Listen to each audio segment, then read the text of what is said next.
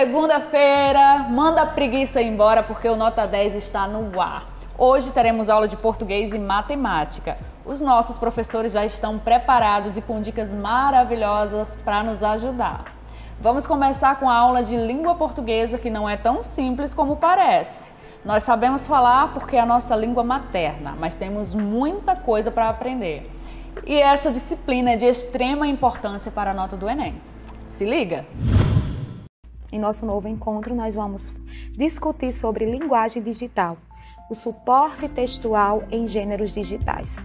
E a escolha dessa temática deve-se que, dentro da prova de linguagem, nós temos questões voltadas ao uso da ciência, da tecnologia e informação, assim como essa costura que é feita no processo de comunicação e intertextualização. Então, vamos lá. De início, é preciso situar que os estudos da história da leitura, eles geralmente costumam esquecer duas coisas e dois elementos que são extremamente importantes. Primeiro, quando nós falamos de suporte material, nós estamos falando das diversas formas de ler. E ler significa compreender, e compreender significa interpretar e contextualizar. São elementos decisivos para a construção do sentido e para o processo de uma leitura proficiente em qualquer época, em qualquer momento e em qualquer contexto, como também em qualquer área, ou disciplina ao qual nós estamos nos deparando frente a um exame como a prova do Enem. Então, dados esses elementos iniciais, primeiro vamos considerar. E o que seria suportes? Será que os suportes sempre foram os mesmos? Será que a linguagem ela sempre seguiu um padrão comunicativo? Não. Ao contrário, eles mudaram e eles mudam de acordo com a relação social e com os eventos, e com os estudos, Na linguística nós consideramos, costumamos considerar os estudos diacrônicos. Então, a linguagem ela tem uma evolução e junto com essa evolução também há uma evolução de suportes, de textos, textuais e de variedades textuais também. Então, vamos aqui. Se mudam os suportes, é claro que também mudam a escrita, porque a escrita ela é resultado daquilo que nós utilizamos no nosso cotidiano. Os primeiros suportes utilizados para a escrita foram as tabuletas de argila ou de pedra, tal como temos aqui no exemplo, na imagem ao lado. Considerar esses suportes como um processo linguístico é necessário para compreendermos a dinâmica da evolução da linguagem, a dinâmica da evolução da gramática e, sobretudo, a dinâmica da evolução da produção de sentido, que é nos presenteado em nosso cotidiano. Então, os suportes e as tecnologias, elas fazem parte de um contexto social como um todo. Outro objeto que serviu como suporte para a escrita foi o papiro, E os fragmentos de papiros mais recentes são datados do século II a.C., em que nós já tínhamos uma comunicação, seja com símbolo, e nessa comunicação, esses símbolos, como por exemplo, além dos papiros, nós vamos ter outros sistemas linguísticos, como o sistema runático, as runas, que já eram utilizadas para orientar e para promover a capacidade de escrita e de fala do ser humano, a sua necessidade de se comunicar, a sua necessidade de marcar território ou de orientar as gerações futuras. Aos poucos, o papiro foi sendo substituído pelo pergaminho, e o pergaminho era feito, tecnicamente, por um pedaço de couro bovino ou de outros animais, que era uma evolução. Era uma forma de armazenar a escrita porque se conservava ao longo do tempo. E professora, por que falar sobre isso é importante? Porque geralmente quando nós falamos de gêneros digitais, de tecnologia da informação ou até mesmo da própria palavra tecnologia, nós já só associamos a algo que nos é próximo. Quando a tecnologia, ela vem de muito, né? Ela vem antes, muito antes do que nós possamos imaginar. E esses suportes textuais que são cobrados, né, que são colocados lá, diluído na prova do Enem, é para entender também como é que você reconhece essa evolução, né? Essa evolução da linguagem que foi se moldando e que foi se agregando com o passar dos séculos, com o passar das décadas, com o passar dos anos e assim por conseguinte. Por isso que nós fazemos um estudo diacrônico dentro da evolução e dentro do processo de escrita, né, do português brasileiro. Então vamos lá, isso é tecnologia. Eu usava um pergaminho e já era uma tecnologia porque ele conservava, ele tinha, por ser feito de material, de couro, ele durava mais, ele tinha uma durabilidade. Então, depois do pergaminho, aí veio o codex, que é o livro em latim, e só lembrando, né, que nós temos várias palavras com diversos significados e até mesmo diversos morfemas que são conservados, que ainda fazemos uso, que vem do latim ou do grego. Então, olha a dinamicidade da linguagem e olha a importância de reconhecer a formação da palavra, de contextualizar essa formação, de situar no tempo e no espaço em que ela foi nascendo, em que ela foi ganhando sentido e significações. Então vejamos, esse tipo de suporte surgiu com os gregos e era utilizado para codificar as leis. No início, o uso do codex e do pergaminho era complementares, porque o ser humano ele sempre encontrou, né, uma estratégia para que o conhecimento e para que a linguagem ela ultrapassasse o seu tempo e a sua história. Chega até a ser poético, mas esses suportes eles variam tanto desde a antiguidade que desde lá eles já fazem parte da vida das pessoas. Quando nos manifestamos de diferentes formas, quando encontramos registros, né, nas pinturas em cavernas, que são as chamadas pinturas rupestres, né, que os povos, sobretudo os nômades, eles migravam de uma região para outra e dentro desse processo de migração, de busca de outros recursos naturais, eles pintavam nas suas cavernas e deixavam os registros da sua forma de organização social, de seus comportamentos, e é assim que a história é contada. E a história é contada por meio da linguagem e por meio de suportes textuais. Então, desde as pinturas rupestres das cavernas até os outdoor, que hoje nós temos até digitais, né? Encontramos até de forma digital durante os nossos percursos e as nossas andanças urbanas, nós encontramos a tecnologia e nós encontramos a informação direcionada a isso. Então, o suporte, ele passa a determinar o gênero, mas o gênero exige um suporte textual. E compreender essa exigência é uma premissa base para que você possa responder todas as questões e para que você possa entender que, quando falamos de questões voltadas para ciências da informação e da tecnologia lá na prova de linguagem, nós também temos esse processo histórico e é um processo histórico linguístico. Então, dada essa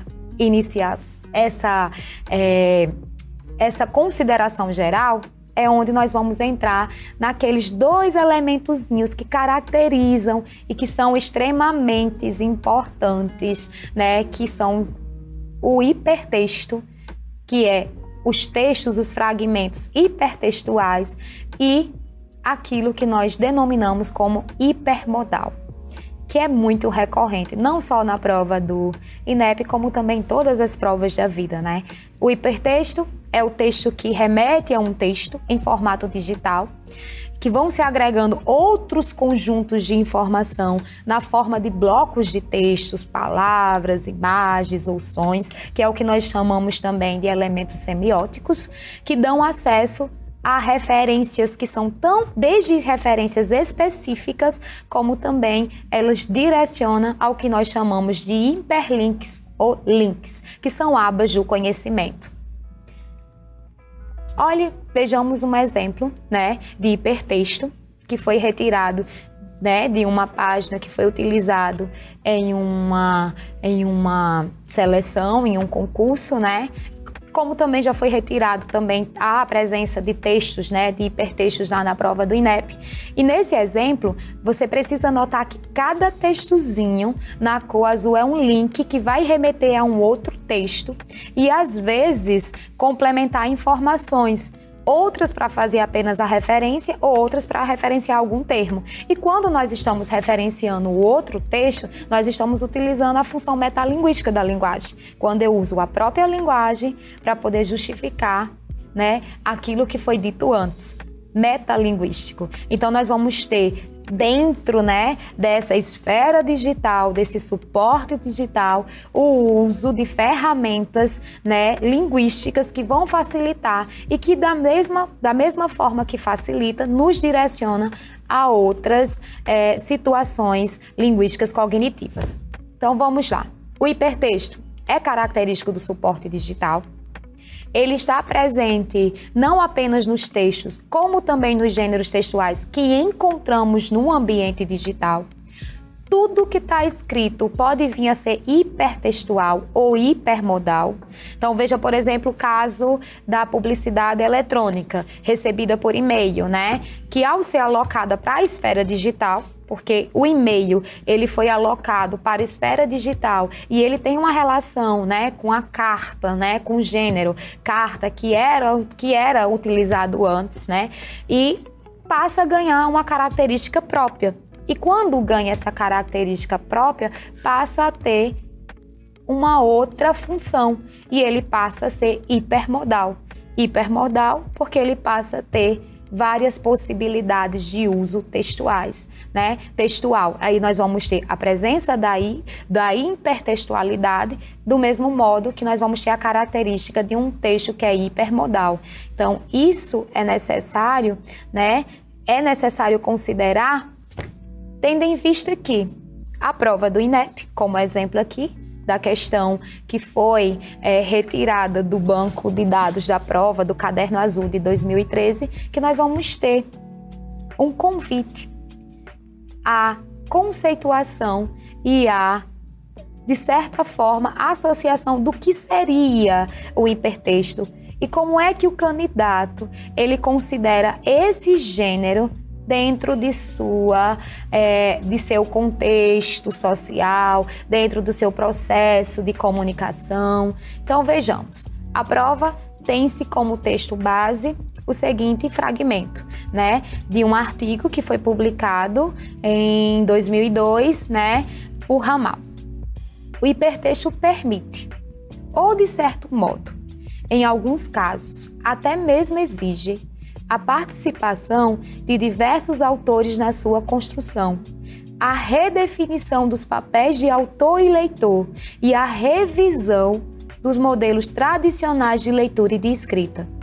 Por seu enorme potencial para se estabelecerem conexões, ele facilita o desenvolvimento de trabalhos coletivamente, porque ele estabelece a comunicação e, ao estabelecer a comunicação, então ele promove a aquisição do conhecimento de uma forma mais cooperativa, que é através da sua dinamicidade hipermodal ou até mesmo identificada através dos seus hiperlinks. Então, logo de início, o texto base da questão já vai trazendo uma reflexão do que é a função e o do porquê de se considerar o hipertexto nas mais diversas, né, ações linguísticas sociais.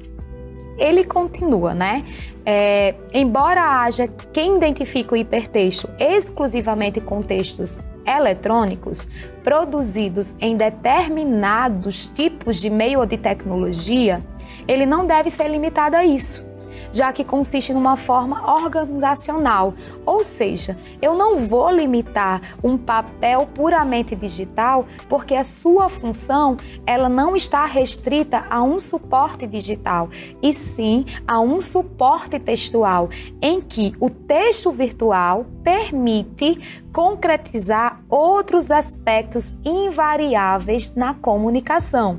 E quais seriam esses aspectos? A possibilidade de conectar vários textos, a possibilidade de comparar trechos de textos na mesma tela, a possibilidade de se aprofundar em um determinado tema, como se tivesse camadas ou dimensões ou planos. Um outro exemplo básico em que esse hipertexto ou essa capacidade hipermodal é cobrada lá na prova, é só você identificar os textos bases, né, que servem como direcionamento para a produção do texto dissertativo argumentativo, que geralmente nós vamos ter ou um aprofundamento ou uma conexão entre a temática e os diversos fatores, né, socioculturais que o candidato pode partir a partir dessa conexão. Então, na própria prova, nós vamos ter a conceituação e, além da conceituação,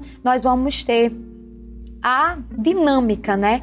A própria significação do que seria o hipertexto e por que nós temos que dominá-lo, né? Dentro de uma premissa social que não seja dada como se fosse algo mecânico, digital ou algo fechado. Até porque a sua premissa é traduzir a linguagem a partir de uma comunicação ou de um sistema de comunicação em que se passa a considerar vários suportes, que se passa a considerar vários elementos semióticos, que se passa a considerar vários propósitos comunicativos. E só lembrando, quando nós falamos de semiótica ou quando nós falamos de elementos semióticos, nós estamos direcionando a composição textual, que considera-se o todo. E o que é que faz parte do todo? A cor, a fonte, os padrões de movimento, as imagens, todos os elementos visuais ou não visuais, né? Ou elementos visuais e verbais que compõem o texto como um todo. Então, nós vamos ter aqui o texto base e nós vamos ter aqui o comando, né? Para que possamos compreendermos o que é que se pede nessa questão, né? Que foi aplicada em 2013. Considerando-se a linguagem específica de cada sistema de comunicação, como rádio, jornal, TV, internet, segundo o texto, a hipertextualidade configura-se como um ou uma, né? Vejamos. Elemento originário dos textos eletrônicos. Vamos lembrar o que foi dito no início da aula. A tecnologia, ela tem uma origem estreitamente fechada, eletrônica. Será que a tecnologia é algo contemporâneo ou a tecnologia vem de muito antes? Fica essa reflexão, né? É uma conexão imediata e reduzida ao texto digital? Um novo modo de leitura e de organização da escrita seria o hipertexto. Um novo modo de leitura e de organização de escrita para a promoção do saber linguístico ou para a promoção de um processo de leitura proficiente? É uma estratégia de manutenção do papel do leitor com perfil definido? Há uma definição desse processo de comunicação? Eu tenho uma definição, já que ele parte de gêneros, né, supostamente jornalísticos, com suportes nessa esfera? Ou é um modelo de leitura baseado nas informações da superfície do texto? Vejamos. Quando eu vou associar ao texto base, eu vou ter a premissa de que é um novo modo de leitura e de organização da escrita. E isso está definido, voltando ao texto base, né? Aqui, logo na primeira linha também. O hipertexto permite, ou de certo modo, ou em alguns casos até mesmo exige a participação de diversos autores na construção. E quando eu estou falando de construção textual, eu estou falando de organização textual. Então, ele vai organizar, né? Ele é um novo modelo de organização e de leitura, porque ele permite essa capacidade de uma forma sincronizada, sistêmica e funcional, o diálogo entre diversos autores, entre diversos textos, assim como ele possibilita um caráter hipermodal. E o que seria esse caráter hipermodal? Que nós vamos falar em uma outra aula, né, de uma forma mais específica, mas inicialmente, ou de uma forma até sintética, a hipermodalidade, ou o processo de tornar algo mais abrangente, ou tornar algo mais aprofundado. Então, nós vamos ter nessa premissa, esse novo modelo de organização. E só lembrando, os suportes, eles vão acompanhando a evolução do ser social. Se antes nós tínhamos as tabuletas, os pergaminhos, se antes nós tínhamos as pinturas, né, o processo de mobilidade, de registrar com aquilo que se tinha, né, hoje nós temos uma capacidade indefinível de criarmos outros gêneros, outros suportes, de trazer para dentro de nossa fala, de nossa escrita, diversas tipologias, diversos fragmentos textuais, de modo que eles se articulem e se aprofundem, né? Desde que esteja relacionado a uma organização e a um novo modelo de leitura. Até porque o hipertexto, ele só é possível porque nós nos adequamos a várias leituras e até mesmo de forma simultânea. Porque se nós formos identificarmos a nossa posição enquanto leitor e a nossa condição social, a todo momento nós fazemos leituras verbais, leituras não verbais, desde o trajeto da nossa casa até o nosso local de trabalho. Se nós observarmos, há tantas informações, né, há tantas linguagens e tantos suportes que comunicam, né, e que interagem conosco, que isso facilita essa capacidade hipermodal. E o hipertexto, ele vai fechar isso, né? Não como um modelo de leitura baseado em informações de superfície do texto, porque não é uma superfície do texto, e não como uma estratégia em que o papel do leitor é definido, até porque ele é hipermodal. Você não pode ter uma definição de leitor, ou como também você não pode ter uma manutenção específica para que esse leitor ele seja lá bem fechado, bem introspectivo. Não. Ele parte de uma forma em que as leituras elas vão se construindo, e nesse processo de construção, todavia, é necessário um novo modelo de leitura que é exigido, né? Que é exigido constantemente, mas sempre na premissa da organização, em que o texto ele seja linear, em que eu possa compreender o seu início, o seu meio e o seu fim. E compreender essa dinâmica sistêmica, funcional, né? É compreender que nesse processo de construção textual e até mesmo a construção do português falado, é necessário uma organização das palavras e daquilo que nós nos propusemos a comunicar.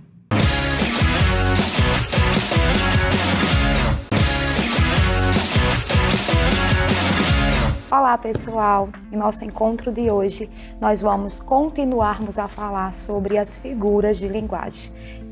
Hoje nós vamos discutir sobre as figuras de palavras ou semânticas, aquelas que nós denominamos de figuras de pensamento. Como é que nós a caracterizamos? As figuras estão associadas aos significados das palavras. Lembremos daquela premissa de forma e função. Toda palavra, ela exerce um significado dentro de um contexto e de uma função social. Logo, lá na prova do INEP, nós vamos ter uma maior produção e uma maior expressividade da figura de linguagem na comunicação por meio das palavras. Então, na aula de hoje, nós vamos discutir sobre as mais recorrentes: metáfora, comparação, metonímia e sinestesia. Vejamos, inicialmente, vamos conceituar e logo aplicá-la dentro de um contexto, dentro de um exemplo base. Iniciemos com a comparação, também chamada de comparação explícita. Por que comparação explícita? Porque dentro dessa figura de linguagem nós vamos ter a ocorrência das conjunções comparativas, ao contrário da metáfora, que nós temos mais uma comparação ideológica. Então vejamos, nesse caso, as conjunções elas são utilizadas como conectivos comparativos. Quais as mais utilizadas? O como, o assim, o tal qual, como está disposto aqui nesse exemplo 1, né? Seus olhos são como jabuticabas. Então, vejamos, vamos só conceituar. Nós temos as figuras de pensamento, cada figura exerce uma função social e a comparação, ela é um tanto aproximada da metáfora, com uma oposição. Qual seria? Na comparação, essa comparação é mais explícita, mais direta, que é justificada com o uso das conjunções. Vejamos agora o exemplo 2. Um exemplo de uma tirinha que foi retirada lá da prova do INEP. Então vamos lá. Nós vamos ter, usando a linguagem dele: acorda, Armando, você não sabe que o amor é como uma flor? Se não for regada e bem cuidada, ela murcha e morre. Hã? O amor é como o motor do carro, Armando. Se não trocar o óleo e não cuidar da mecânica, uma hora ele não funciona mais. Ah, entendi. Então vamos lá. Nessa figurinha, nós vamos ter a recorrência da conjunção como, que torna a comparação nítida e explícita. Aquele objeto direto, aquilo que está dentro da comunicação de uma forma direta, expressiva e comunicativa. Vamos lá para a próxima figura de pensamento, a metáfora. A metáfora é uma das mais usuais na prova do INEF. Sempre é recorrente, até porque a metáfora ela representa uma comparação de palavras com significados diferentes e cujo termo comparativo fica subentendido na frase, ou no padrão frasal ou oracional. O intuito da metáfora é utilizar um jogo de palavras, a ironia, o sarcasmo e tudo isso de uma forma bem metafórica, bem real. Certo? Então, nós vamos associar a uma comparação ideológica, ao contrário da nossa primeira figura, que tinha uma comparação mais explícita. Vejamos o exemplo 1. A vida é uma nuvem que voa. Bem filosófica, não é verdade? E bem metafórica, porque é esse o sentido e a premissa dessa figura. Colocar o seu leitor, o seu interlocutor, para uma associação que vai além do que está escrito, além do que está colocado, organizado dentro de um enunciado, dentro de uma proposta textual. A metáfora, ela faz com que o leitor e com que o usuário da língua portuguesa conduza ou relacione associações, né? E essas associações só são possíveis a partir do seu repertório sociocultural e a partir do seu domínio linguístico. Então vejamos o exemplo 2. Fale uma coisa romântica. Meu amor é uma caravana de rosas, vagando num deserto inefável de paixão. Uau, agora traduz, aí você está querendo demais. O que é que acontece dentro desses textos com essa figura de linguagem? A premissa da comunicação também vai depender do processo de situação comunicativa entre os conhecimentos linguísticos e socioculturais do locutor relacionado ao interlocutor. Por isso que a metáfora, gente, é algo bem ambíguo e é algo que leva você a sair da caixinha, ou ao menos lhe faz pensar, né? E essa é a proposta do INEP, fazer com que vocês saiam da caixa, com que vocês reflitam e questionem o mundo à sua volta. Então vamos lá. Seguindo a linha das figuras de pensamento, ou figuras de palavras, ou figuras semânticas, porque é assim que que elas são nomeadas dentro da gramática do português brasileiro, nós vamos ter a metonímia. E a metonímia é a transposição de significados, considerando parte pelo todo. Como assim, professora, parte pelo todo? São as nossas associações ou as nossas considerações em que eu posso trocar uma marca pelo um produto, eu posso trocar um autor pela obra. Olha um exemplo, costumava ler Shakespeare. E é a mesma coisa que falar, né? Ou então que enunciar. Eu adoro Romeu e Julieta. Ou quando eu falo, vou ao supermercado comprar Bombril. Quando Bombril é a marca e o produto seria esponja de aço. Então são essas transposições e esses significados que foram construídos socialmente. Lembremos sempre, a linguagem ela é viva.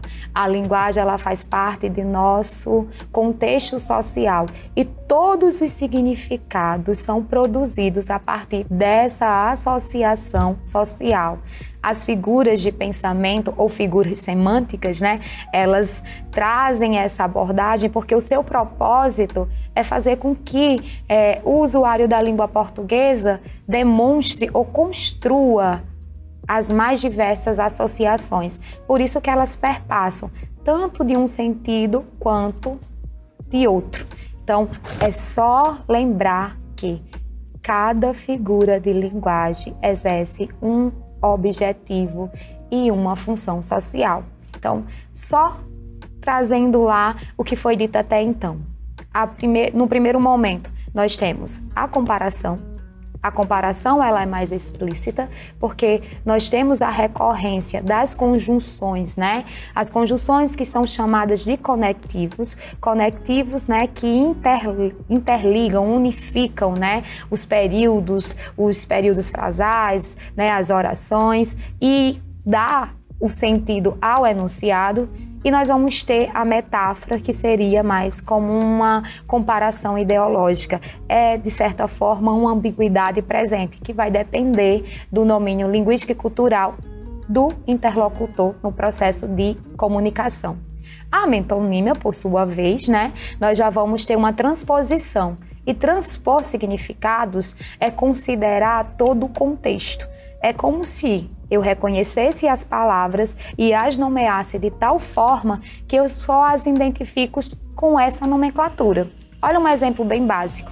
Todas as pessoas que vão ao supermercado, as pessoas vão ao supermercado em busca de um produto, né, que faz parte da rotina das famílias brasileiras. Aquele sabãozinho em pó que todo mundo compra, né, que todo mundo usa. E quando você chega ao supermercado, você não busca sabão em pó, você busca sabão Omo. Aí eu tenho a predominância da marca, né? E não do produto. Eu vou ao supermercado e eu compro cotonete e não hastes flexíveis. Então são essas transposições que foram construídas e que vão perpassando linguisticamente, né? Como um todo, em um contexto social como um todo. E isso, né, é a aplicação da metonímia. Aí nós vamos ter aqui um segundo exemplo. Meu pai tem 800 cabeças de gado. E o seu? O meu pai só tem um boi, mas ele tá inteirinho. Veja bem a transposição de sentido que é presente aqui na tirinha, né, do HQ de Maurício de Souza. Dentro dessas figuras de pensamento, nós vamos ter a personificação ou prosopopeia, que é a atribuição de qualidades e sentimentos humanos aos seres irracionais. Como assim, professora? Lembre-se, voltemos sempre à premissa básica. Personificar é atribuir, né, qualidades. Um exemplo bem básico e bem prático dessa personificação e dessa prosopopeia é comum nos HQs também, nas tirinhas em quadrinhos, cujo, né, objetivo do próprio gênero, né, da tipologia textual é fazer com que construa-se umas relações, né, significativas. Então, vamos olhar esse exemplo aqui. O jardim olhava as crianças sem dizer nada. E já no exemplo 2 nós vamos ter mais uma vez uma tirinha de Maurício de Souza, que tá aqui os dois personagens, né? Chico Bento e seu amigo, lá, tá se olhando no espelho, Zé Lelê. Eu não. Ele é que tá aqui me olhando, como se o espelho é que estivesse fazendo essa ação, como se o espelho, enquanto, né, objeto, adquirisse uma qualidade ou um sentimento humano. Então, isso é muito recorrente. E uma informação que é bem importante, que é bem interessante, é por que nas questões de língua portuguesa nós não temos a gramática de uma forma direta e objetiva. Se você considerar, todas as funções e todas as figuras de linguagens, elas são constituídas os dois registros da língua portuguesa, que é o formal e o informal. E o propósito da prova do INEP é fazer com que o candidato possa refletir e possa relacionar os preceitos básicos da língua materna dentro de uma ação social. Por isso que a prova, a gramática, ela acaba se diluindo.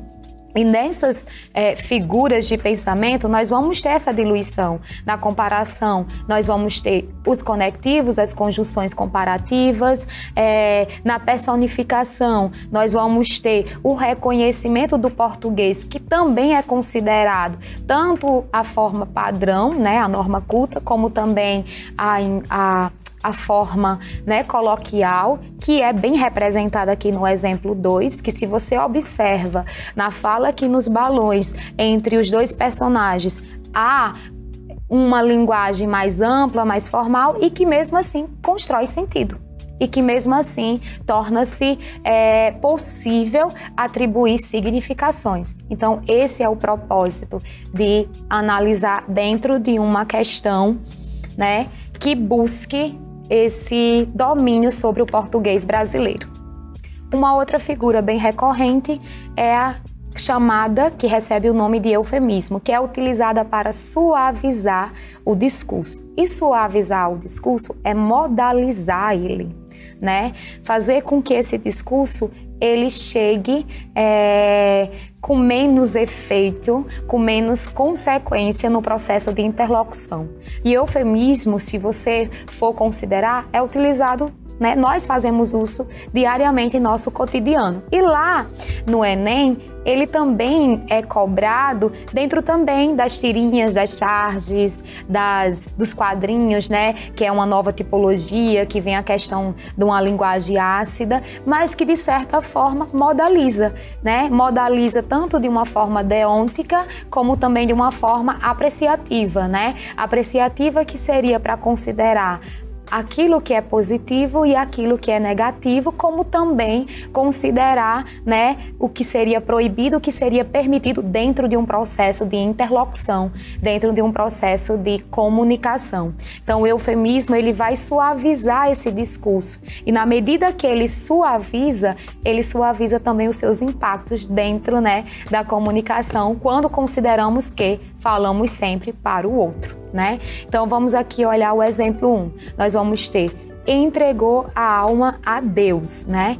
É como se minimizasse a situação, como se eu estivesse anunciando a morte de uma pessoa querida e que eu falasse que ele havia entregado a alma para Deus. Ou então, quantas vezes nós já não escutamos que agora eles não sentem mais dor, agora ele está com Deus, né? Então, o eufemismo, ele é utilizado com esse viés. E aqui no exemplo 2 nós vamos ter: fofoqueira não, querida. Eu sou produtora de biografias orais não autorizadas. E lembremos, né? O Enem, ele faz esse trocadilho e ele usa muito as charges e as tirinhas porque é com esse propósito mesmo. O propósito é considerar o português brasileiro e analisar como é que esse português ganha vida em nosso cotidiano.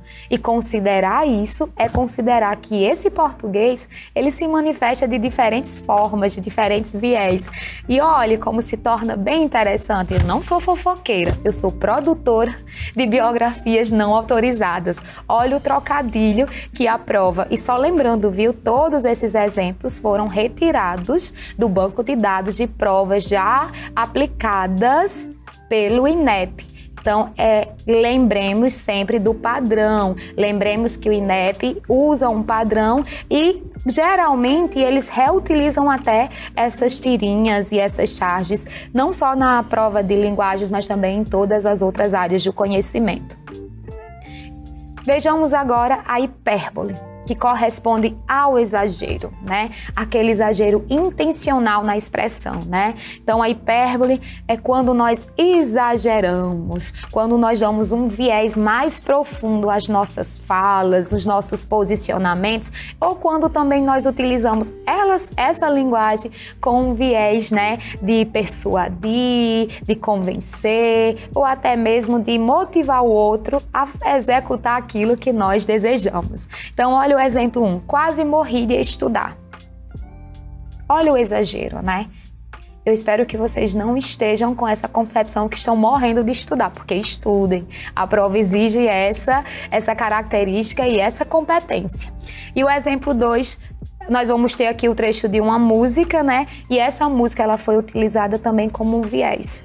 Olha o outro dado importante.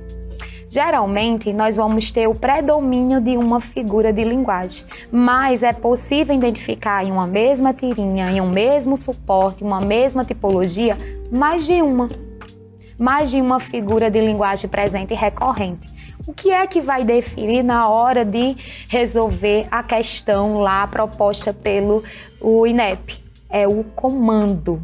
Identificar o comando e verificar qual é a proposta e qual é o elemento que está sendo solicitado. Por isso que a interpretação ela começa desde o comando da questão. Vejamos aqui, para finalizar, né, uma questão que foi retirada da prova do Enem de 2018. E aqui nós vamos ter a questão de número 100, nós vamos ter Não Somos Tão Especiais, que é um texto base, né?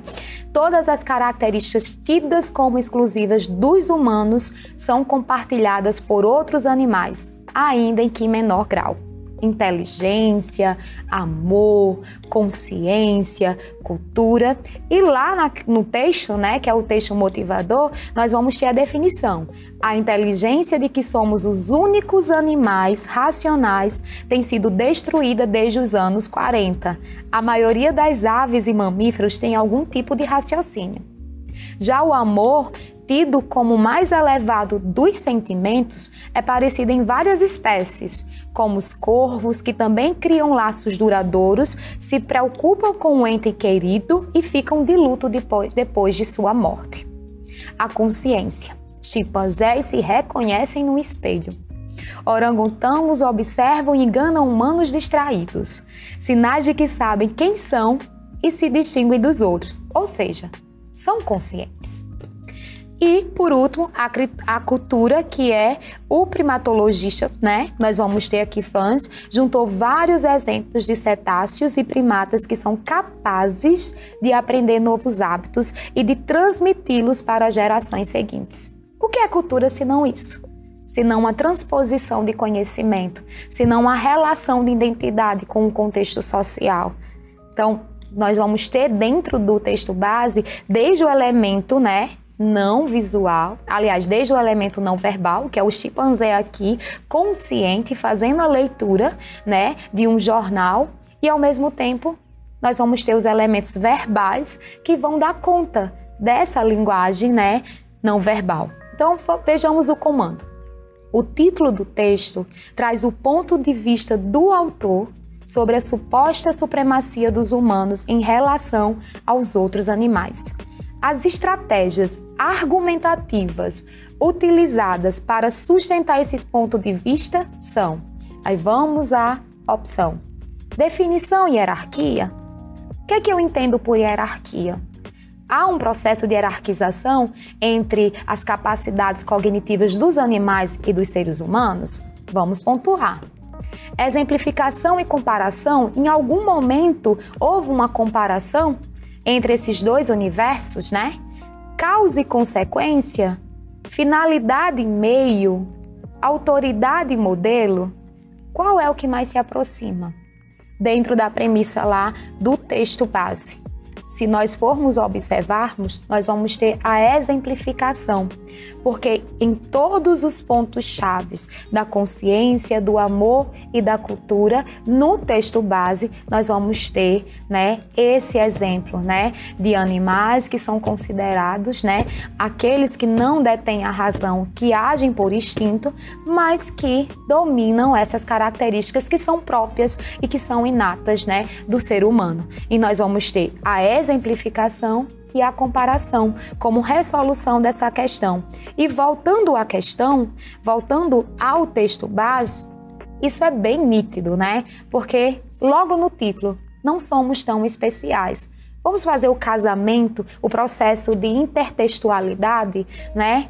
Quando eu falo que não são características exclusivas nossas, dos seres humanos, mas que são compartilhados com outros animais. Nós já vamos ter a comparação logo no título. E no decorrer do texto base, essa comparação ela vai ganhando vida quando nós vamos ter em letras garrafais aqueles aspectos que são inerentes às nossas capacidades cognitivas humanas, mas que são representadas, exemplificadas por animais em cada um dos trechozinhos. Então fica evidente que é uma exemplificação e que é uma comparação. E se voltarmos para a figura de linguagem, qual é a figura de linguagem em que nós vamos ter essa atribuição de qualidade, né, a outros elementos, né? Nós vamos ter a personificação como algo recorrente. E essa personificação acaba resultando em uma estratégia argumentativa que foi utilizada, né, nesse textozinho que foi publicado pela Super Interessante em 2003, na edição de julho. Então, é isso. No nosso encontro, nós estudamos sobre as figuras, né, de pensamento, recebem esse nome porque a premissa é fazer com que nós pensamos, fazer com que nós possamos refletir e questionar o mundo à nossa volta. E eu espero que vocês tenham absorvido essas figuras como elos fundamentais. Até a próxima aula. Em nosso revisando de hoje, voltemos à nossa primeira aula do primeiro bloco, que foi sobre as figuras de pensamento, né, também chamadas de figuras de palavras ou figuras semânticas, né? Então, só para revisar, as figuras, elas são utilizadas dentro de um processo de intertextualidade. E esse processo, ele se constrói a partir do jogo de palavras, do propósito enunciativo e de como essa figura vai se comportando. Vamos lá, vamos só revisar de uma forma bem dinâmica. Falamos sobre a comparação, cuja elemento, cuja comparação acaba sendo explícita, diferente da metáfora, que nós vamos ter uma comparação ideológica. Como é que eu vou identificar quando é a comparação e quando é a metáfora? Na comparação, nós temos a recorrência do uso das conjunções comparativas, diferente da metáfora. Então, é só ficar de olho no elemento gramatical que está ali presente no texto. Uma outra dica, e uma outra revisão importantíssima é compreender em que um mesmo texto nós vamos ter a predominância, ou a presença de várias outras figuras, mas que, ao fazer a leitura do comando, você consegue identificar qual é a figura que você deve buscar evidenciar dentro do texto base. Então, lembrem-se, as figuras, elas tratam-se de operadores linguísticos que facilitam a comunicação, mas o seu uso é definido a partir do comando da questão, daquilo que é solicitado no Enem.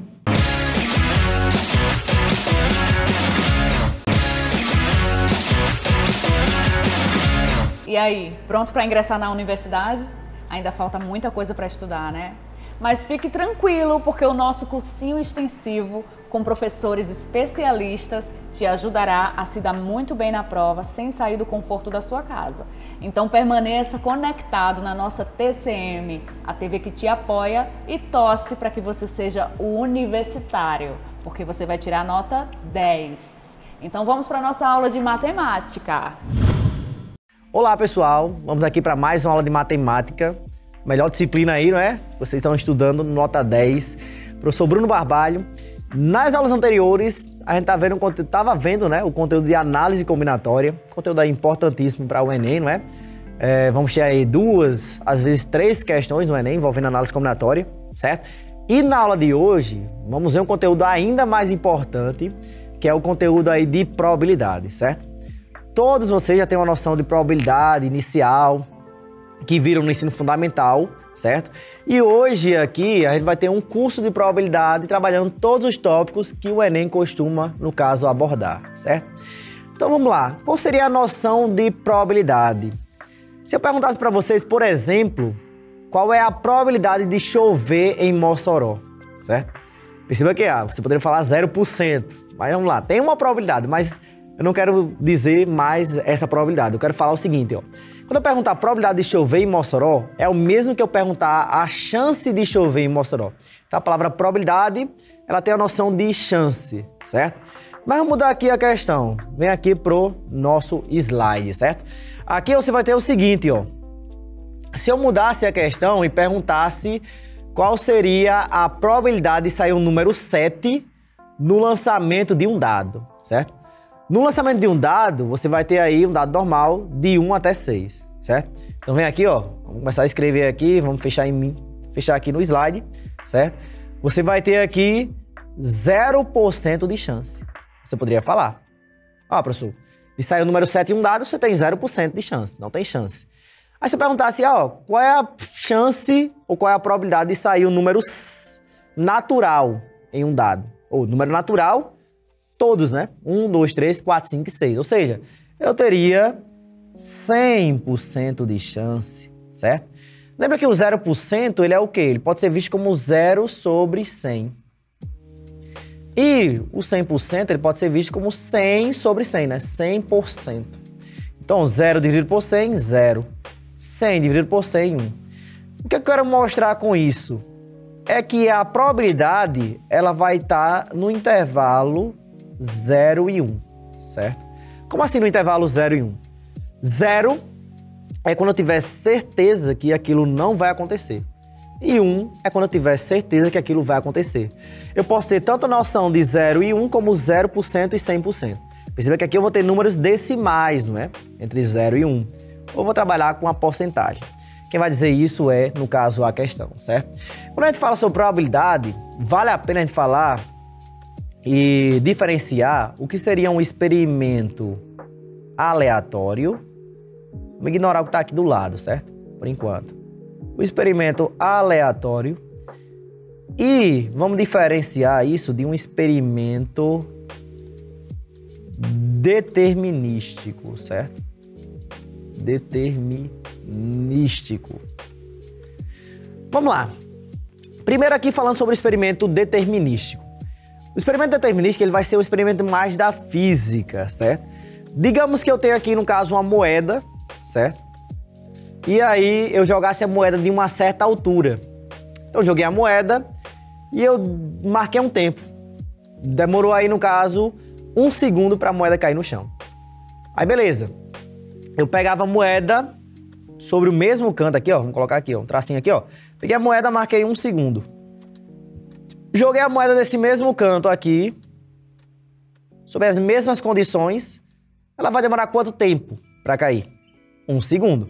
Esse é um experimento determinístico. Eu consigo determinar o que vai acontecer, certo? Experimento lá da física, digamos. Vamos ver aqui, então, um experimento aleatório. Vamos mudar aqui a pergunta. Joguei a moeda desse mesmo canto aqui e quando ela caiu em cara, certo? Lembrando aí, você vai ter cara ou coroa, né? Aí vou jogar a moeda do mesmo canto. Eu posso dizer se vai dar cara ou se vai dar coroa? Não, né, pessoal? Você pode até expressar a chance, né? Que é até um pouco fácil. Eu tenho 50% de chance de dar cara ou 50% de chance de dar coroa, mas você não consegue, nesse caso, dizer de certeza o que vai acontecer. Então, a matemática, ela vai ficar com certeza com o melhor, né? A gente vai ficar com a noção de experimento aleatório. Vamos deixar o experimento determinístico lá para física, certo? Beleza. Vou apagar aqui o slide, certo? A tinta aqui. E vamos aqui, então, trabalhar alguns conceitos da probabilidade, certo? O primeiro conceito vai ser o conceito de experimento aleatório, certo? O que é um experimento aleatório? É aquilo que eu não consigo dizer de forma determinística o que vai acontecer, certo? Você consegue expressar as chances. Ou seja, lançamento de uma moeda, aqui vai ser o lançamento de um dado, que eu vou considerar, certo? Tirar a carta de um baralho, também é algo aleatório. Então, vou ter alguns experimentos aleatórios, certo? Nessa questão aqui, eu vou trabalhar com o experimento aleatório, o lançamento de um dado. E vamos ver aqui o primeiro conceito, que é o conceito de espaço amostral. O que vai ser o espaço amostral? Conjunto de todos os resultados possíveis, certo? Então, o espaço amostral ele vai ser dito pela letra S ou pela letrinha ômega, letra grega, né? Certo? E quais são os resultados possíveis no lançamento de um dado? De 1 até 6, né? Então, aqui, ó, você vai ter os elementos do espaço amostral, 1, 2, 3, 4, 5, 6, colocados entre chaves. E o número de elementos, ó, letrinha N aqui, ó, o número de elementos do espaço amostral é 6, certo? Vamos lá, no espaço amostral de uma moeda, era o quê? Cara ou coroa. São os resultados possíveis que você tem aí no lançamento de uma moeda, certo? Do espaço amostral, eu tenho o que a gente chama de evento. O que é que vai ser o evento? Aqui, ó, conceito, subconjunto do espaço amostral.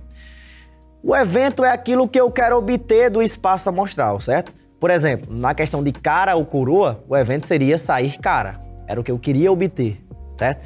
E aqui eu separei 3 eventos pra gente ver no lançamento do dado, né? O evento 1 é ocorrer face par. Pessoal, vamos lá aqui, ó. Nesse evento 1, eu vou ter quais elementos? Quais são os números pares? 2, 4 e 6, certo? Então, posso falar que o número de elementos do evento 1 é, no caso, 3. Perceba que aqui eu tenho esses elementos dentro do espaço amostral, certo? A pergunta referente ao espaço amostral. Vamos trabalhar aqui o evento 2. O evento 2 é ocorrer face 5. Pessoal, nesse evento aqui, eu tenho apenas o elemento 5. Ou seja, o número de elementos desse evento 2 vai ser 1, que é apenas o quê? Apenas o número 5, certo? E aqui, pra gente fechar aqui, ó, evento 3, ocorrer face ímpar. Vamos lá, pessoal. Nesse evento 3 aqui, você vai ter quais elementos? 1, 3 e 5. Ou seja, o número de elementos do evento 3 é o quê? 3 elementos. Beleza, pessoal? Então aqui, ó, vamos lá, resumindo, estou numa questão de probabilidade. Você vai para um experimento aleatório, certo? Algo que você não consiga determinar. Você tem um conceito de espaço amostral, que são todos os resultados possíveis, e tem o conceito do evento, que é aquilo que você quer obter. Do evento, eu posso falar 3 coisas. O evento certo é aquele que eu tenho certeza que vai acontecer. Ou seja, o número de elementos desse evento é quem? É o próprio espaço amostral. Por exemplo, saiu um número natural no lançamento de um dado. Saiu um número natural, você tem certeza que vai acontecer. Ou seja, vai ser 1, 2, 3, 4, 5, 6. Ou seja, o próprio espaço amostral. O evento impossível é aquele que eu tenho certeza que não vai acontecer. Ou seja, nesse evento eu não tenho nenhum elemento. Por exemplo, saiu o número 7, como a gente já falou aqui em problemas anteriores. Tranquilo, pessoal? E aí eu tenho também os eventos complementares. Como assim eventos complementares? Vamos pegar aqui o evento 1 e o evento 2. Se você unir o evento 1 com o evento 2, isso vai dar o quê? Ó, o evento 1 era... Opa, o evento 2 não, o evento 3, certo? O evento 1 era ocorrer face par, o evento 3 ímpar. Perceba que se você une os dois, você vai ter o próprio espaço amostral, que é de 1 até 6. Ou seja, unindo o evento 1 com o evento 3, você tem um espaço amostral. E eles também não têm nenhum elemento em comum. Ou seja, o evento 1, interseção com o evento 3, é o vazio. Então, mais à frente, essa noção aí de eventos complementares vai ser importantíssima, certo? Até então, entenda que, se você unir esses dois eventos, dá, no caso, o espaço amostral. Tranquilo, pessoal? Primeira parte aí, conceitual, mas importantíssima para a compreensão do conteúdo de probabilidade, certo? Vamos trabalhar agora, então, o cálculo de probabilidade. Como é que eu vou fazer a probabilidade de algum evento acontecer? Expressar a chance de algum evento acontecer, certo? Vem aqui, ó. A probabilidade de ocorrer um evento E, de um espaço amostral S, vai ser dado por essa formulazinha aqui, que fala o seguinte, ó. Probabilidade do evento E é igual ao número de elementos do evento sobre o número de elementos do espaço amostral. Pessoal, normalmente vocês gostam de entender isso aqui de uma maneira diferente, né? O número de elementos do evento, nós podemos falar que serão os casos favoráveis, certo? Casos favoráveis. Como assim? É aquele caso que você quer obter, certo? É o que você quer ter naquele espaço amostral. E o número de elementos do espaço amostral, ele vai ser o total de casos, certo? Então, ó, formulazinha, número de elementos do evento é o quê? Casos favoráveis. Número de elementos do espaço amostral, total de casos, certo? Vamos aqui então direto no exemplo. A questão fala o seguinte, ó. No lançamento de um dado, mais uma vez, qual é a probabilidade de sair um número par? Pessoal, eu já vi aqui no caso que o espaço amostral, no lançamento de um dado, é 6 elementos.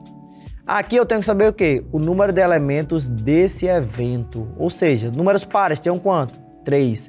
Perceba que aqui eu não preciso saber a questão de quais são os pares. É claro que você precisa saber quais são para saber o total. Mas a minha intenção aqui é sempre trabalhar com os números, né? Que está no evento, os números que estão no espaço amostral, certo? Então, a probabilidade desse evento acontecer vai ser o quê? 3 sobre 6.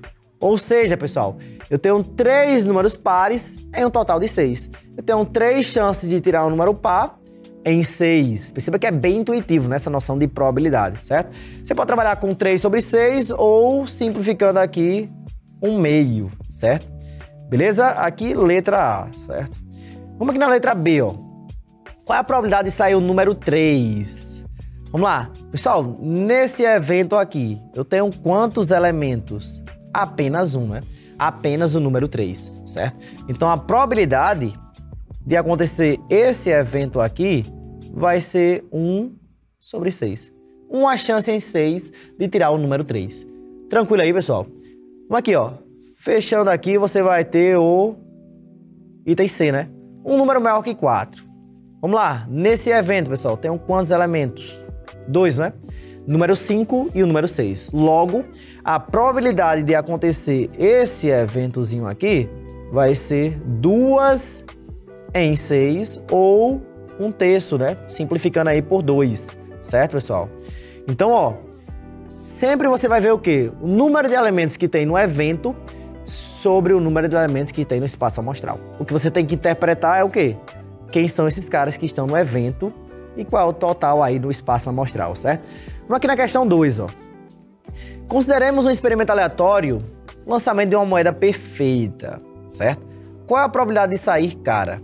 Pessoal, eu sei que a gente já viu até aqui no que seria a probabilidade, mas vamos ver aqui a noção mesmo de probabilidade, certo? Você vai ter aqui, por exemplo, o evento, seu espaço amostral, né? O seu espaço amostral ele vai ser formado por cara ou coroa. O evento que você quer aqui é justamente sair cara. Ou seja, a probabilidade desse evento acontecer vai ser o quê? Vai ser uma chance em 2, certo? A resposta no Enem, ela pode estar de 3 formas, certo? O primeiro exemplo a gente fez de uma forma, que era só a fração. Mas ela pode estar em fração, ela pode estar de forma decimal, realizando aqui a divisão, ó. 1 dividido por 2, 0,5. Ou ela ainda pode estar em porcentagem, que é o quê? Você pegar esse número, multiplicar por 100 e levar para a taxa percentual, que é 50%, certo? Então, eu tenho essas 3 formas do Enem ele colocar a resposta, certo? Quem vai dizer isso? Alternativa, né? Se a alternativa tiver infração, você deixa a infração. Se tiver de forma decimal, você realiza a divisão. E se tiver em porcentagem, você tem que realizar, montar a fração, fazer a divisão e multiplicar por 100. Tranquilo aí, pessoal? Então aí, ó, tem 3 possibilidades. Mas a noção de probabilidade aqui nessa questão, o que é que seria?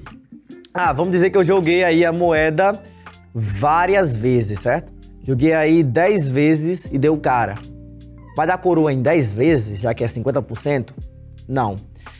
O que quer dizer é o seguinte, em um grande número de jogadas, certo? Aproximadamente 50% você vai ter aí dando cara, certo?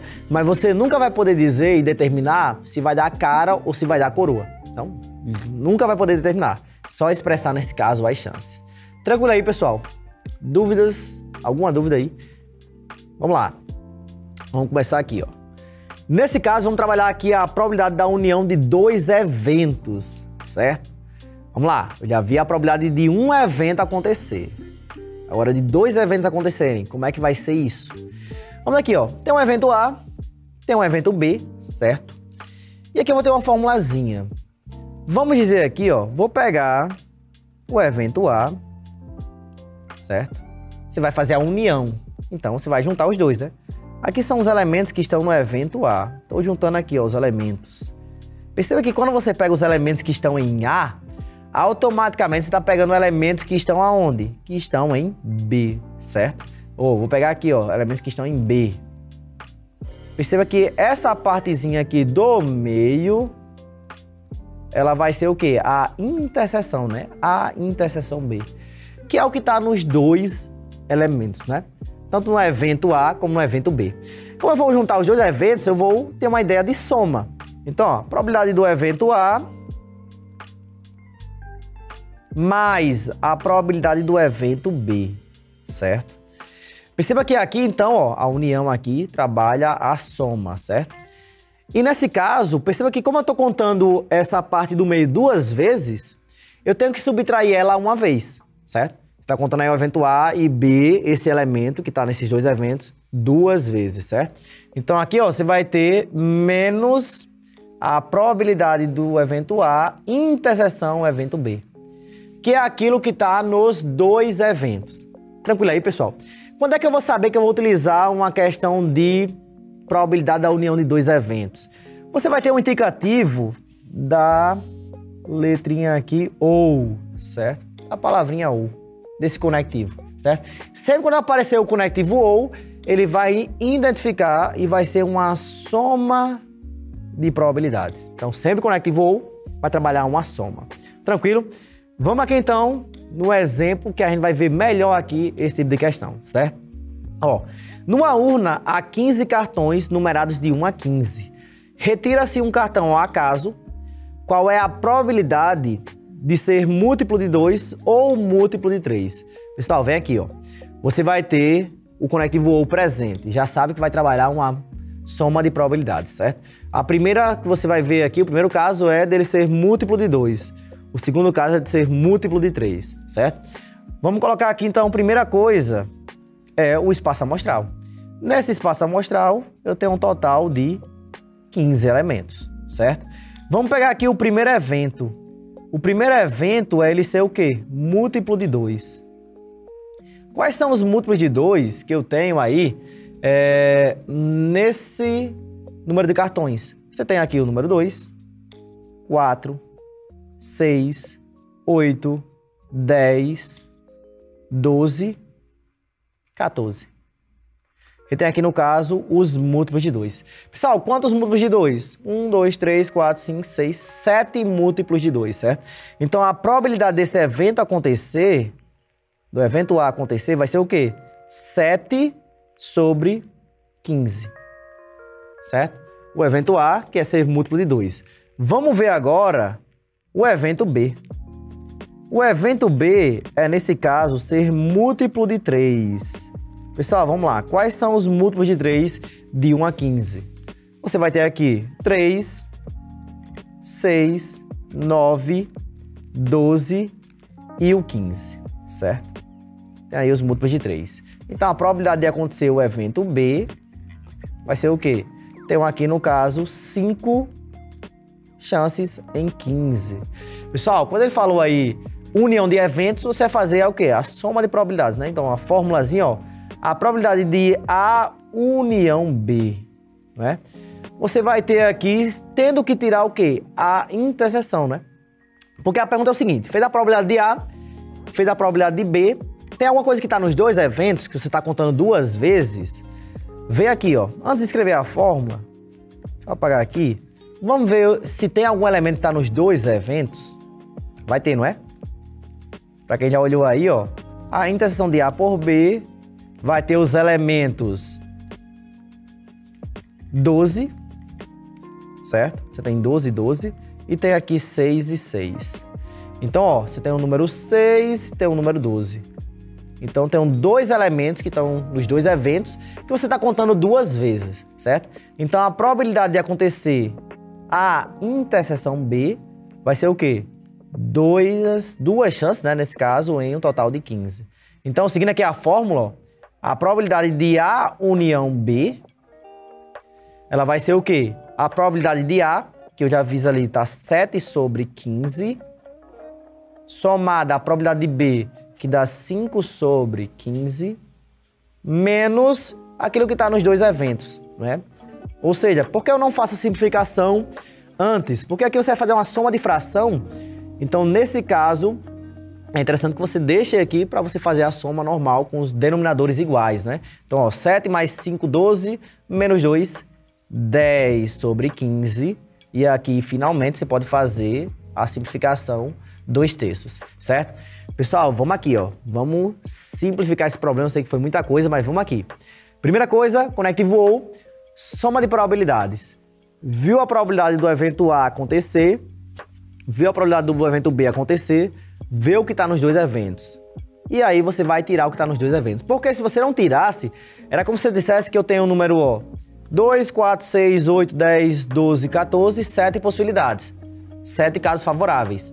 E múltiplo, 3, 6, 9, 12, 15. 5 casos favoráveis. É como se você falasse que tem 12 casos favoráveis. Mas na verdade você tem 10 casos favoráveis. Por quê? Porque você está contando aí, nesse caso, o número 6 e 12 duas vezes, certo? Então, se você está contando duas vezes, você tem que tirar isso. É claro que não é obrigado você escrever todo o rigor matemático que eu fiz aqui, certo? Mas o que eu tenho que saber, os números de casos favoráveis sobre o total de casos e, se tiver dos dois eventos, tirar isso. Tranquilo, pessoal? Vamos aí dar um intervalozinho e no próximo bloco a gente continua.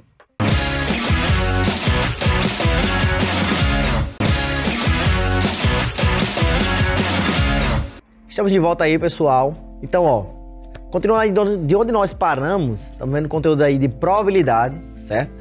Já vimos a parte inicial, que é a probabilidade de um evento acontecer, que é o quê? Número de casos favoráveis sobre o total de casos, certo? Agora estamos vendo a união da probabilidade de dois eventos, né? Então aqui, ó, você vai ter o Connective Wall, como a gente viu, que vai dar o quê? A soma dos eventos acontecerem, certo? Então, nesse caso aqui, a gente fez aqui o exemplo anterior, fazendo as duas probabilidades e tirando aquilo que estava nos dois eventos. Vamos fazer aqui, ó, mais um exemplozinho para fixar essa probabilidade da união de dois eventos, ó. Dois dados são lançados simultaneamente. Qual é a probabilidade de sair uma soma 6 ou dois números iguais? Connective Wall vai trabalhar a soma de probabilidades.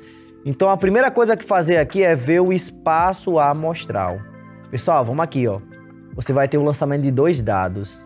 Para o primeiro dado, eu tenho 6 possibilidades. Para o segundo dado, eu tenho 6 possibilidades também.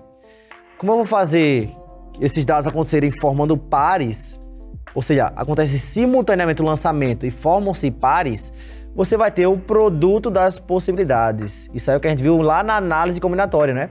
Então, tem 36 possibilidades no espaço amostral. Quais seriam elas? Os pares 1, 1, 1, 2, 1, 3, 1, 4, 1, 5, 1, 6, 2, 1. Então aqui eu tenho 36 possibilidades, certo? Vamos aqui no primeiro evento. E o primeiro evento aqui é, nesse caso, sair soma 6. Ó, soma 6. Quais são aí, nesse caso, os pares que dão soma 6? Vamos começar aqui, ó. Número 1, tenho 1 e 5, que dá soma 6. Eu tenho, nesse caso, 2 e 4. Começando com 3, tenho 3 e 3. Com 4, eu tenho 4 e 2. Perceba que aqui, pessoal, o primeiro dado lá deu 2, o segundo deu 4. Agora, o primeiro deu 4, o segundo deu 2. Então, a permutação, a troca, forma um novo agrupamento, certo? E aí você vai ter também o 5, 1. Então, você tem aqui a probabilidade do evento A acontecer, ó, tá aqui, ó. Probabilidade do evento A acontecer vai ser o quê? Vai ser 5 chances em um total de 36, certo? Essa aqui é o evento A. Vamos fazer aqui o evento B. Só separar aqui essa questão aqui anterior. O evento B é, nesse caso, 2 números iguais. Então, vou colocar aqui números iguais. Números iguais, você vai ter os pares 1, 1, o par 2, 2, 3, 3, 4, 4, 5, 5 e o par 6 e 6, certo? Então aqui, ó, para esse evento aqui acontecer, o evento B, a probabilidade do evento B acontecer, você vai ter 6 chances em 36, certo? Pessoal, vamos ver aqui, ó. Agora eu tenho que analisar se eu tenho algum elemento que está nos dois eventos. Que tanto ele dá soma 6, como ele dá, no caso, são 2 números iguais. Tem um, né? Quem já viu aí, ó, 3, 3. 3, 3 ele está nos dois eventos. Então, ó, a interseção aqui é apenas esse elemento. Ou seja, a probabilidade de acontecer esse evento é 1 sobre 36, certo? Lembrando que aqui, ó, a fórmula ela fala o quê? Ela fala sobre a união dos eventos. Você vai somar as duas probabilidades que você fez, ou seja, 5 sobre 36 mais 6 sobre 36 menos o quê? Aquilo que está nos dois eventos, ou seja, que tanto dá soma 6 como tem dois números iguais, que é 1 sobre 36. Fazendo aqui as somas, você vai ter 5 mais 6, 11, menos 1, 10 sobre 36. Tranquilo aí, pessoal? Então vem aqui comigo, ó. Resumindo aqui essa primeira parte. Você vai ter o seguinte, a primeira coisa é fazer a soma das probabilidades. Você vai olhar os eventos que estão tanto no evento A como no evento B. A segunda parte que você vai fazer é o quê? Analisar se tem alguém nos dois eventos, porque lembra que se você vem diretamente e dá 11 casos favoráveis sobre 36, você está errado. Você está contando aí um caso a mais, certo? Qual seria ele? Seria o número 33, o par ordenado aí, nesse caso, 33, certo? Então, nesse caso, 33, você está contando ele 2 vezes. Então, você não tem 11 casos favoráveis, você tem, na verdade, 10 casos favoráveis. Então, 10 casos em 36, certo? Mas vem aqui, normalmente no Enem, o que acontece é o quê? É você ter eventos que não têm elementos em comum. Quando não tem nenhum elemento em comum, o que acontece? Você vai somar apenas a probabilidade do evento A com a probabilidade do evento B. É o que a gente chama de eventos mutuamente exclusivos, que ele não tem elemento em comum, certo? Mas se você lê o problema, interpreta e vê que tem aí, no caso, a presença de elementos em comum, você tem que fazer essa subtração nos casos favoráveis. Tranquilo, pessoal? Então vamos aqui, ó. Continuando aqui nossa aula, vamos trabalhar aqui. Vou pular aqui esses exemplos. Vamos aqui numa questãozinha do Enem, para a gente ver como é que costuma cair no Enem. Essa é a primeira parte de análise de probabilidade, certo? Questão aqui do Enem 2015. Vamos ler, ó. Em uma central de atendimento, 100 pessoas receberam senhas numeradas de 1 até 100. Uma das senhas é sorteada ao acaso. Qual é a probabilidade de a senha sorteada ser um número de 1 a 20? Pessoal, vamos lá aqui, ó. Acabamos de estudar que a probabilidade de um evento acontecer é o quê? O número de casos favoráveis sobre o número de elementos do espaço amostral, que é o total de casos, né? Quais são os casos favoráveis? É o que ele quer obter, certo? O que ele quer obter? A senha sorteada ser um número de 1 a 20. Ou seja, você tem aí senha 1, 2, 3, 4. Não quero saber quais são as senhas, né, dissertadas, né? Só o total mesmo. 20 senhas é um total de quantas senhas? 100. Simples e fácil assim, não é? Às vezes a gente fica até com dúvida se está marcando a questão certa, né? Em relação a se tratando de Enem. Mas realmente, algumas questões de probabilidade, eu tenho que saber apenas isso. Quais são os casos favoráveis, total de casos e montar a fraçãozinha assim, né? Lembrando aqui que eu não tenho que escrever as fórmulas, como eu estou escrevendo aqui, esse rigor matemático. Só montar a fração e correr direto para o abraço e marcar aqui a alternativa certa. Beleza? Vamos aqui. Próxima questãozinha aqui, ó. É em 2011.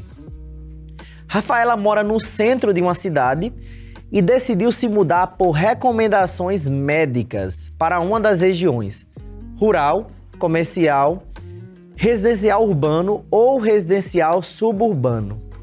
Aí ele fala o seguinte, ó. A principal recomendação médica foi com as temperaturas das ilhas de calor da região, que deveriam ser inferiores a 31 graus Celsius. Tais temperaturas são apresentadas no gráfico. Tem aqui um gráficozinho, né? Você tem aqui dando a temperatura, certo? 33, 32, 31, 30. Aqui tem as regiões, rural, comercial, centro, residencial urbano, residencial suburbano.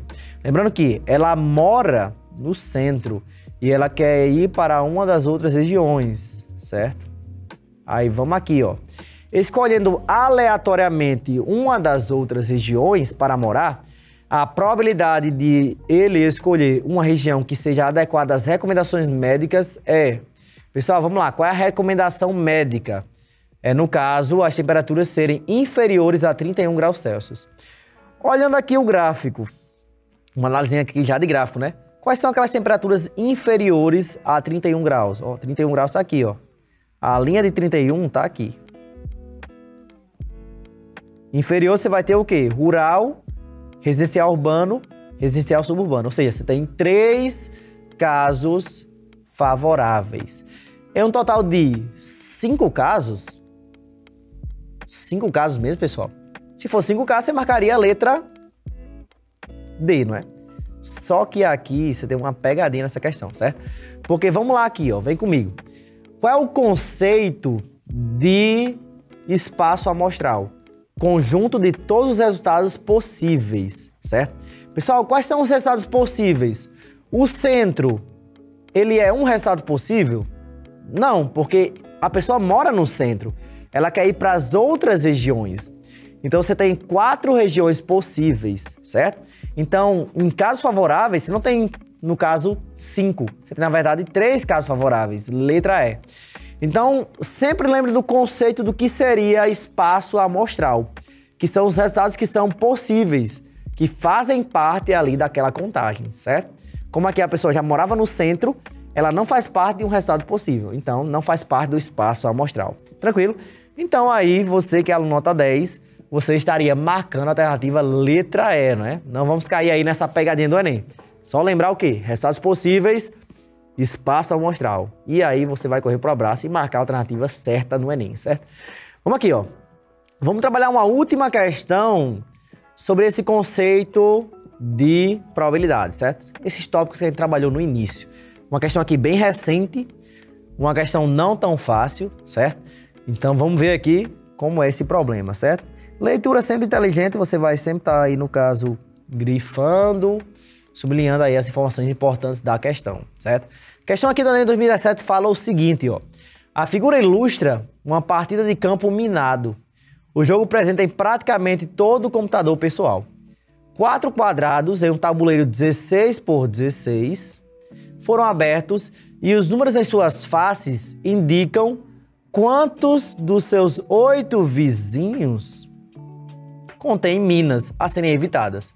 O número 40, né, no canto inferior direito, é o número total de minas, cujas posições foram escolhidas ao acaso, de forma uniforme, antes de se abrir qualquer quadrado. Então tem aqui o tabuleirozinho, né?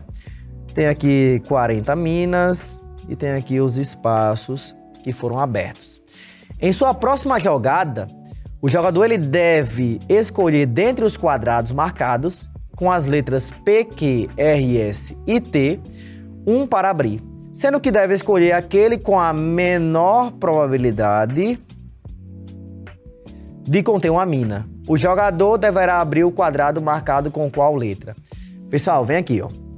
Primeira coisa, você vai aí interpretar o problema, muita informação na questão, certo? Então a gente vai em partes. Primeiro, a noção de campo minado, certo? Ele clicou aqui nessa questão do número 2, né? Tem um 2zinho aqui, ó. Vou dar uma grifadinha nele aqui. Você vai ter o número 2, né? Quando você apertou nesse botão, nesse espaço no campo minado, quer dizer que você vai ter 2 bombas nos 8 quadrados que estão ao redor dele. Então aqui, ó, vamos fazer um espaçozinho aqui nesses 8 quadrados, certo? Então nesse espaçozinho aqui, ó, nesse quadrado, você tem 2 bombas, certo? Aí vamos aqui, quando você clicou aqui nesse outro espaço, nesse quadrado aqui, você tem uma bomba. Clicou aqui nesse espaço de baixo, você vai ter 4 bombas. Clicou nesse espaço aqui, você vai ter um total de 3 bombas, certo? Pessoal, vamos analisar caso por caso. Vamos analisar aqui o P, certo? Vou colocar aqui ao lado. O P, a probabilidade de você ter uma bomba lá vai ser o quê? 2 chances em quantos espaços? Em 8 espaços, certo? Então você tem aí, ó, no caso, 2 bombas, certo? São os casos favoráveis, e um total de 8 espaços. Vamos começar aqui o Q, né? Na sequência. O Q tem uma bomba em 8 espaços. O T tem 3 bombas em 8 espaços. O S tem, no caso, 4 bombas em 8 espaços. Pessoal, desses aqui que eu tenho, qual é aquele que tem a menor probabilidade? O Q, não é? Tem uma bomba em 8. Então você já eliminaria a letra A letra D e a letra T, certo? A sua dúvida vai ser entre letra Q e a letra R, certo? Porque a letra R não tem nenhum espaço que foi aberto, certo? Nenhum espaço foi aberto na letra R. Então, o que é que eu tenho que analisar? Eu tenho que analisar primeiro o número de casos favoráveis, que nesse caso são as bombas, né? Sobre o total de casos. E a primeira coisa que a gente vai analisar aqui é o espaço amostral, certo? Vamos fazer aqui fora a parte, ó. O espaço amostral, ele vai ter aqui quantos elementos? Você vai ter um tabuleiro, certo? Vamos colocar aqui espaço amostral. É um tabuleiro que ele é 16 por 16, certo? Então você vai ter aqui 16 vezes 16, que vai dar aqui 256. Beleza. Mas a questão aqui é que o seu número de espaços disponíveis, né? Ele vai estar limitado. Por quê? Porque aqui, se você observar nos espaços que tem a letra P, Q, S e T, você já tem 9 quadradinhos que estão para esses espaços. Então você tem 4 vezes 9, ao total o quê? 36 espaços, que já estão sendo contados em casos possíveis das outras probabilidades. Então aqui você vai ter um total de 220 elementos no seu espaço amostral, certo? Então aqui você vai ter 220 e número de bombas. Perceba que ao todo você tem 40 bombas, só que você já tem 2 bombas para o P, 1 para o Q, 4 para o S, 3 para o T. Ou seja, eu tenho que chegar aqui e... Opa, vou botar aqui. Eu tenho que chegar aqui e, nesse caso, subtrair, certo? 10 bombas. Então, ao final, você vai ter um total de 30 bombas. Também para cá, ó. Você vai ter 30 bombas. É um espaço amostral de 220.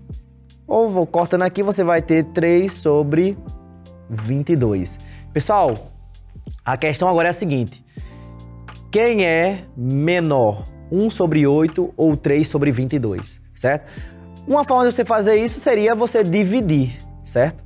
Dividir aqui, ó, se você pegar 1 dividido por 8, coloca 0, 0, dá por 2, opa, 2 não, peraí, dá por 1, 8, sobra 2, coloca 0, dá agora por 2, 16, 4, 0, 5, e aí você tem a divisão dando 0,125, certo? Aí vamos lá, eu tenho que ver agora em relação a 3 dividido por 22. 3 dividido por 22, coloca 0, 0, dá por 1, 22, 8, coloca 0. Perceba que agora dá por 3, não é? Já podemos parar até aí. Por quê? Vem comigo aqui, ó. Essa questão aqui, você tem 0,125 e você tem 0,130. Se você colocasse um 0 ali, perceba que aqui você já consegue analisar que o que ele vai ser, no caso, a menor probabilidade. Então, a alternativa correta é a letra B, certo, pessoal? Então, aqui o que eu tenho que saber é o quê? Analisar qual é os meus casos favoráveis, analisar quais são os meus casos favoráveis e, no caso, qual é o total de elementos disponíveis, certo? A questão aqui, embora a segunda parte fosse muito difícil, pelo menos a primeira parte você já conseguiria eliminar 3 alternativas, que era só vendo as probabilidades de você ter aí, no caso, as minas em cada uma delas, certo? Então aqui, ó, já facilitou bastante você eliminar. A segunda parte realmente era um pouco mais complexa. Eu teria que ver aí, no caso, essa questão de tabuleiro, a questão de todos os elementos disponíveis no tabuleiro para aquele espaço ali que era da letra R, certo? Teria que observar isso e também ver os casos favoráveis, que eram as bombas, né? Fazer ali, no caso, a subtração que a gente fez do total de 40 bombas. E aí, a alternativa correta, letra B. Para quem aí, no caso, pelo menos eliminou 3, com 50% de chance de acertar a questão, né? E aí, marcava a letra B. Tranquilo, pessoal? Então, essa primeira parte aqui, foi que a gente aprendeu. A gente aprendeu a questão de, primeiro, eu tenho que interpretar quais são os casos favoráveis, qual é o total de casos. Se vier o conectivo ou, vai ter a soma de probabilidades, certo? E aí, nesse caso, eu tenho que fazer a subtração se tiver elementos que estão nos 2 eventos. Não trouxe ainda uma questão do conectivo ou do Enem, porque normalmente no Enem, você tem essa questão do conectivo ou trabalhada com um conectivo que a gente vai aprender mais à frente, que é o segundo tópico de probabilidade, certo? Então, vimos aqui essa questão do Enem. Vou voltar aqui o nosso slide, certo? Tem aqui essas questões que eu tenho pulado, né? Pra gente resolver, então, aqui alguns probleminhas pra gente fixar aqui esse conteúdo da aula de hoje, certo? Ó, primeiro tópico aqui, que era em relação a você ver a probabilidade de um evento acontecer, certo? Tinha ficado aqui essa questão, ó, em um lote de 12 peças, 4 são defeituosas.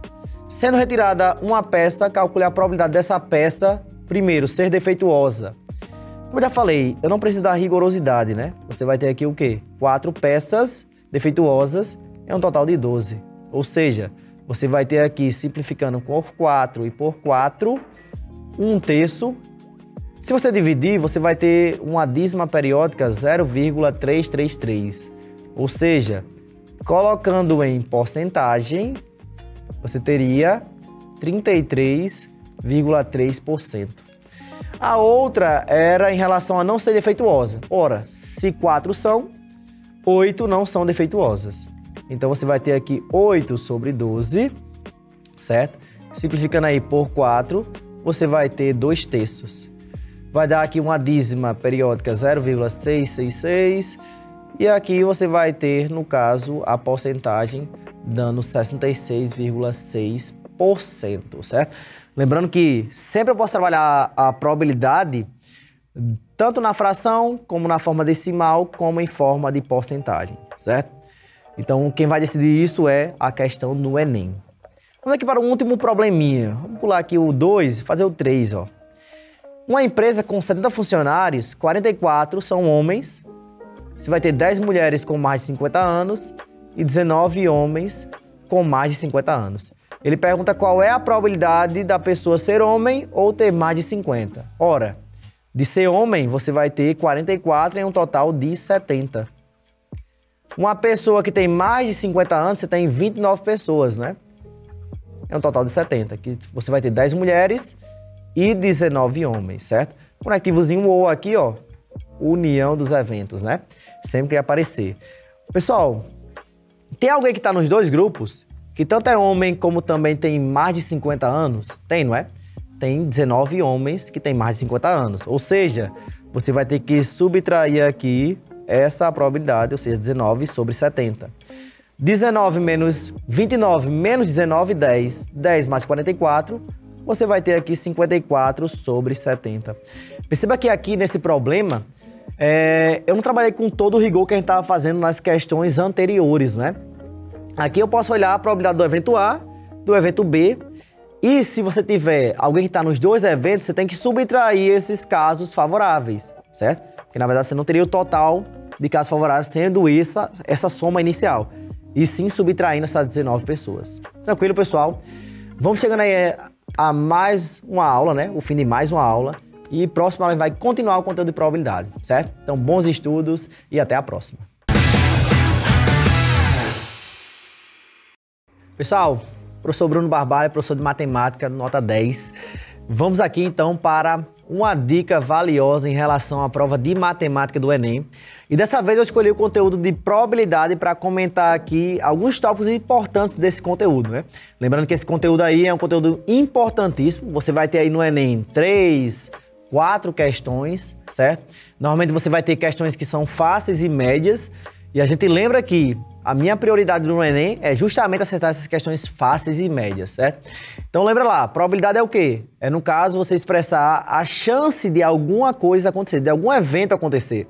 Então o cálculo de probabilidade envolvia o quê? O número de casos favoráveis sobre o total de casos. E todas as outras probabilidades que a gente vai fazer, ou seja, assuntos pormenores na probabilidade, leva essa noção inicial. O que são o total de casos? É o espaço amostral, né? É o conjunto de resultados possíveis. O que são os casos favoráveis? É aquilo que eu quero obter, certo? Então, nesse conteúdo de probabilidade, você vai ter a questão dos conectivos, né? Lembra que o conectivo ou, ele vai representar o quê? A soma de probabilidade. Ele pode tanto estar implícito como explícito, né? E eu tenho um conectivo E, que é o quê? É a multiplicação de probabilidades. Então, sempre que eu tiver, no caso, conectivo E ou conectivo OU, você vai ter uma multiplicação ou você vai ter, no caso, uma soma de probabilidades, certo? Um outro tópico é em relação à probabilidade condicional, né? Que vai estar condicionada a alguma coisa acontecer. Lembra que nesse caso, você vai ter o quê? Uma redução do espaço amostral, certo? Não precisa nem utilizar aquela fórmula grande, né? Você reduz o espaço amostral e vê os elementos que são favoráveis daquele espaço. E a complementar é aquela que você lembra que juntos formam 100%, que é o evento certo de acontecer. Então, para saber o complemento, você vai subtrair de 100% ou você vai subtrair de 1. Então, fique com essa dica aí e bons estudos nos conteúdos de matemática. As matérias exigidas no Enem são Ciências da Natureza e suas tecnologias, que entra Biologia, Química, Física, Linguagens, Códigos e suas tecnologias, que vem o Português, Literatura e Língua Estrangeira, Ciências Humanas e suas tecnologias, que vai História, Geografia, Filosofia, Sociologia e Matemática e suas tecnologias.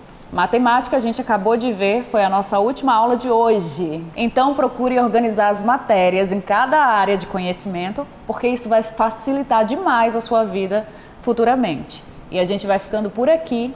Um beijo, te vejo na próxima aula. Tô te esperando. Enquanto isso, vou organizando tudo aqui, hein?